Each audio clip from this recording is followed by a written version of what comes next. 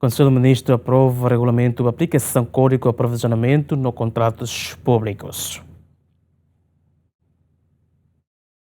Conselho Ministro aprovou no projeto de decreto governo União com o regulamento da aplicação Código de Aprovisionamento no contrato público, no visão geral com o enquadramento legal da contratação pública em Timor-Leste.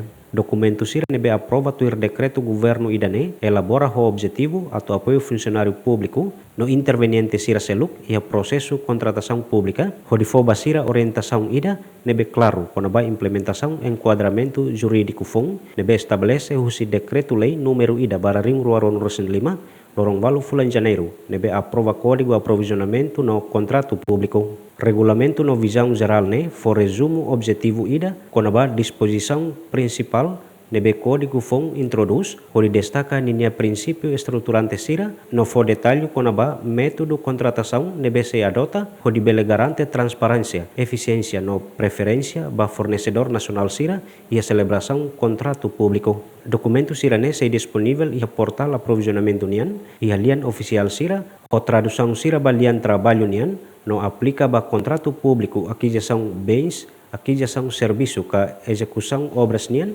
ko hanoin atau hatan ba necessidade de serviço no entidades sirania e setor público administrativo. Além de Conselho Ministro mos aprova projeto decreto governo com o documento padrão aprovisionamento União nebe previsto e decreto-lei número ida bararing roron rosin 5 lorong valu fulan janeiro com o código aprovisionamento no contrato público. Decreto governo ruane tamaya vigor hahu lorong ida fulan janeiro tinang riu roron resinen. Aderto Simenes Bemida Simenes Jemen.